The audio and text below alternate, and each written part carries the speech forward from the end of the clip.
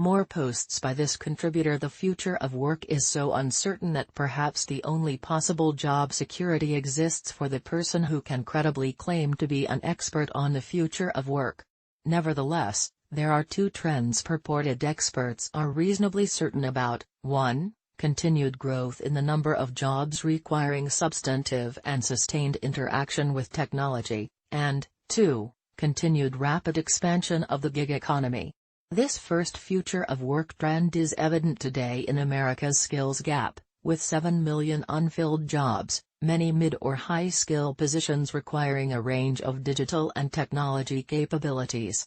Amazon's recent announcement that it will spend $700 million over the next 6 years to upskill 100,000 of its low-wage fulfillment center employees for better digital jobs within Amazon and elsewhere demonstrates an understanding that the private sector must take some responsibility for the requisite upskilling and retraining, as well as the importance of establishing pathways to these jobs that are faster and cheaper than the ones currently on offer from colleges and universities. These pathways typically involve last-mile training, a combination of digital skills, specific industry or enterprise knowledge, and soft skills to make candidates job-ready from day one.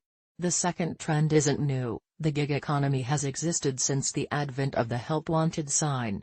But what's powered the gig revolution is the shift from signs and classified ads to digital platforms and marketplaces that facilitate continued and repeated matching of gig and gig worker.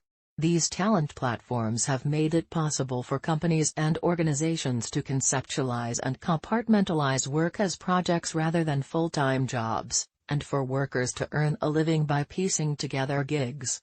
Critics of the gig economy decry the lack of job security, healthcare and benefits, and rightly so. If it's hard to make ends meet as a full-time employee making a near minimum wage, it's impossible to do so via a gig platform at a comparable low wage.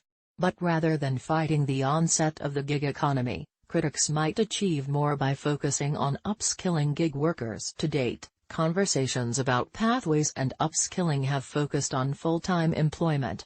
In the workforce or skills gap vernacular, upskilled Amazon workers might leave the fulfillment center for a tech support job with Amazon or another company, but it's always a full-time job. But how do these important concepts intersect with the rising gig economy?